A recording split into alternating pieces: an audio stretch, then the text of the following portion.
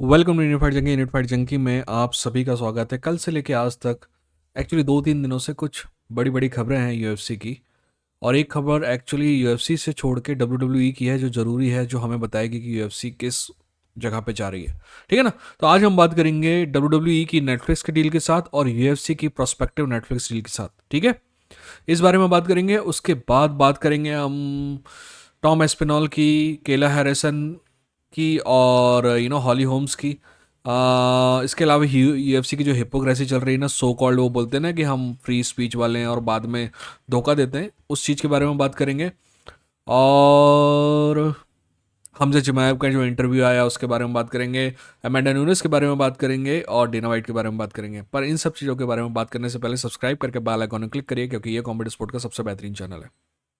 सबसे पहले हम बात कर लें थोड़ा सा फ्री स्पीच के बारे में। डेना वाइट ने बहुत ज्ञान दिया जो फ्री स्पीच के बारे में, और मैं बताता हूँ कि आपके इसकी असलियत क्या है। देखिए, सबसे पहले बात करेंगे आप स्ट्रिकलैंड की। स्ट्रिकलैंड ने कुछ ऐसी बातें कही जो कुछ लोगों को अच्छी नहीं लगी। दोस्त, फ्री स्पीच की ज़रूरत तभी पड़ती है जब आपको बातें अच्छी नहीं लगती है। जब सभी को बातें अच्छी लग रही है तो फ्री स्पीच का मतलब ही क्या है ना। तो वहां तो मैं आपके स्ट्रिकलैंड के साथ हूँ। फिर डेना वाइट कहता है कि मैं किसी को नहीं बता सकता कि वो कैसे सोचे, और किसी भी आदमी को बोलने पे मैं रोकूंगा नहीं। अगर डेना वाइट सच में ऐसा बिलीव करता है ना तो बहुत अच्छी बात है, पर ऐसा है नहीं। मैं आपको थोड़ा सा एग्जांपल बता देता हूँ।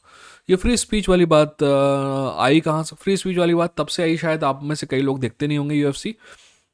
फ्रैंक मिर ने एक बार फाइट से पहले बोल दिया था कि अगर मैं ऑक्टागन के अंदर किसी को मारना चाहता हूँ, वो कह रहा था ब्रॉक लेसनर के बारे में, ठीक है ना। यूएफसी ने उसको, उसकी जो ड्यूटी थी कमेंटेटिंग की ड्यूटी करता था वो साथ में ब्रॉडकास्टिंग की, तो उससे हटा दिया।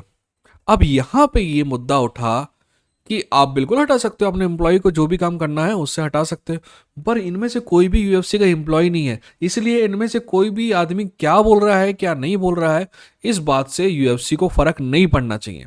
और आप कहोगे यही तो कहा ये डीना वाइट ने कि यूएफसी का कोई फर्क नहीं पड़ता है ना, कि कौन क्या बोल रहा है क्या नहीं बोल रहा है ना। आप कहेंगे कि बिल्कुल यही तो बोल रहे थे डीना वाइट। बट अब इस्लाम मकाचैम ने फिलिस्तीन के बारे में कुछ बोला था, याद है आपको, लास्ट फाइट के बाद। अभी जाके आपके पास अगर फाइट पास हो तो उठा के देखिए, वो वाला डायलॉग कट होगा। यानी कि यूएफसी कंट्रोल तो करती है ना कि आप क्या बोलो क्या नहीं बोलो। इसी से जुड़ी एक और न्यूज़ में यह है कि फिलिस्तीन के बारे में थोड़ा कुछ बोला आपके मौसार इब्लाइव ने, तो उसका शायद ट्विटर अकाउंट ब्लॉक हो गया। ये सत्या का कहना है, राइट। सत्या ने बताया तो उसका क्रेडिट सत्या को जाता है। पर आपको, पहली बात तो मैं आपको बता दूं कि क्रिएटिव वर्ल्ड का एक नियम है कि अगर कोई का आप काम ले रहे हो या कोई के काम पे कोई सुधार कर रहे हो ना, तो आप उसको क्रेडिट दो। इसलिए सत्या का क्रेडिट।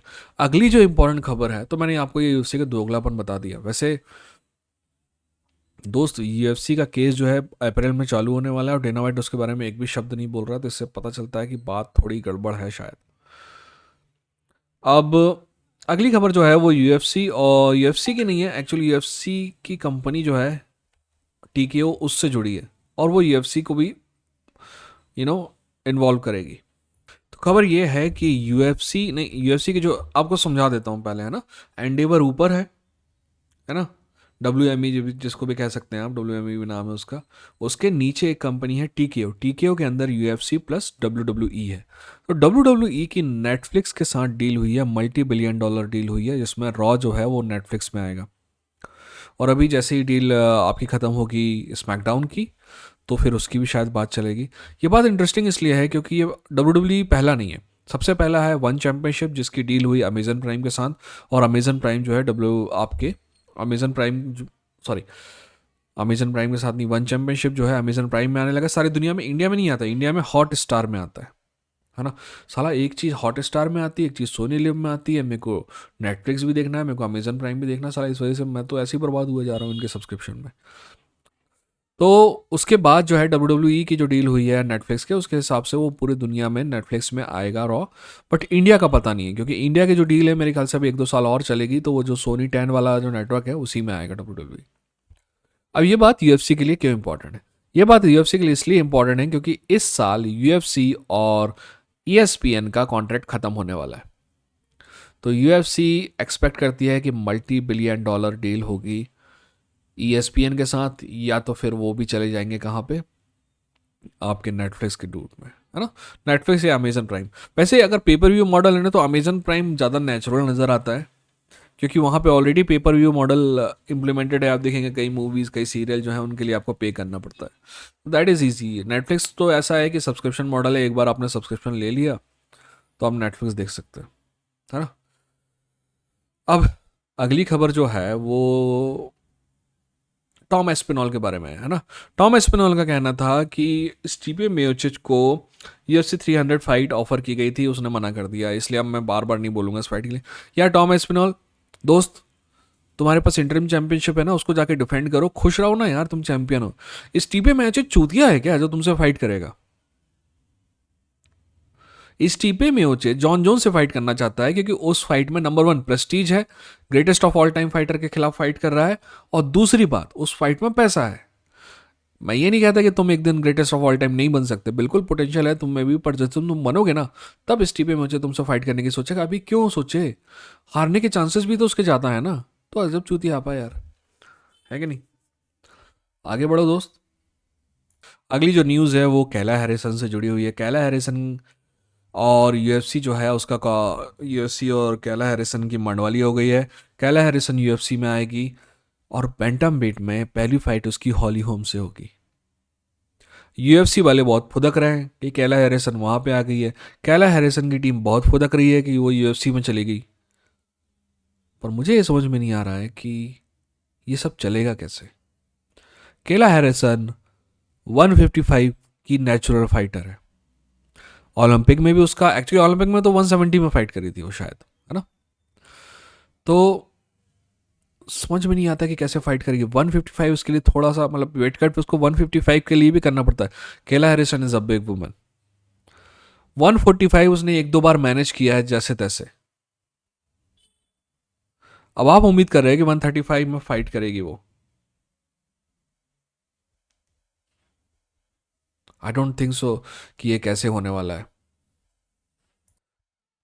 आपको, अगर आप ये चैनल देख रहे हैं तो मुझे इस बात से सख्त प्रॉब्लम है कि कोई एक्सट्रीम वेट कट करे, और 135 जो वेट कट होगा वो उसके लिए एक्सट्रीम होगा।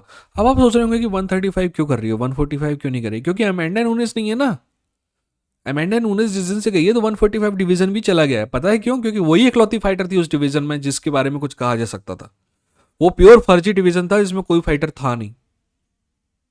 और अमेंडा नूनेज ठीक उसी तरह है जैसे कि यूएफसी की जो कुछ फेवरेट फाइटर होती है ना, अमेंडा नूनेज ओवर रेटेड है, और उसी की वजह से वो डिवीजन जिंदा था। जिस दिन वो गई तो वो डिवीजन भी कच्चे के डब्बे में फेंक दिया गया। अगर कहीं पे आ सकती थी ना केला हैरिसन तो वो 145 डिवीजन में थी। और सच बताओ, आप में से कौन आदमी केला हैरिसन की किसी और के साथ फाइट देखना चाहता है? किससे फाइट करेगी यूएफसी में वो? उसके साइज का कौन है? 135। 135 में क्या वो 135 में अगर वो आती भी है ना, I don't, there are no exciting fight for her. Kayla Harrison की हम फाइट देखना चाहते हैं पिछले 4 साल से सिर्फ एक और सिर्फ एक फाइटर से, जिसका नाम है क्रिस साइबॉर्ग, और कोई नहीं। या फिर लरिसा पचेंको के खिलाफ जिससे वो हारी है ना। इन दोनों फाइट के अलावा हम कोई फाइट नहीं देखना चाहते, पर फिर भी यूएफसी के फैन बहुत ज़्यादा खुश हो जाएंगे। अपन किसी के फैन नहीं है दोस्त, अपन एमएमए के फैन है, और आप भी एमएमए के फैन बनना, ठीक है ना। कोई कंपनी आपको खाने को नहीं दे रही तो आपको लॉयल्टी किसी कंपनी के प्रति नहीं होना चाहिए। एनीवेज, अमेंडा नूनेस, इसी से जुड़ी एक और खबर है कि अमेंडा नूनेस ने कहा है कि वो अनरिटायर हो रही है और वापस आएगी। वो होगी ना, क्यों नहीं होगी? वो सिल्वा, और अगर आपने पैटिंगटन वाली फाइट देखी है तो आपको पता है कि इस डिवीजन में तुम तो वापस आके फिर से जीत सकती हो। तो फिर रिटायरमेंट क्यों लिया था? रिटायरमेंट के 7 महीने बाद वापस आ जाने को अनरिटायर नहीं कहते यार दोस्त। कम से कम थोड़ी बहुत तो मतलब इज्जत रखो ना लोगों की। चूतिया तो मत बनाओ लोगों को कि हम रिटायर हो गए हैं, तो कम से कम हेनरी साउटो टाइप 2-3 साल रिटायर तो रहो, या ब्रॉक लेसनर टाइप 4 साल रिटायर तो रहो, और फिर अनरिटायर हो। डेना वाइट और सऊदी अरेबिया वाले इवेंट के बारे में आपको मैंने बताया था कि सऊदी अरेबिया का मानना था कि वो इवेंट में इनफ अच्छे फाइटर नहीं थे, इस वजह से उन्होंने इवेंट पोस्टपोन कर दिया। डेना वाइट का कहना है कि ये सब झूठ है। और खबर किसने दी थी? एरियल हवानी ने।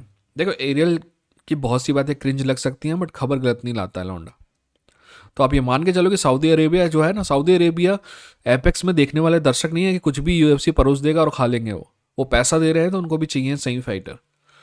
एक्चुअल में अच्छी फाइट नहीं थी, इसलिए सऊदी अरेबिया ने पोस्टपोन किया। मैं पूरी तरह पे विश्वास करता हूँ एरियल हवानी पे।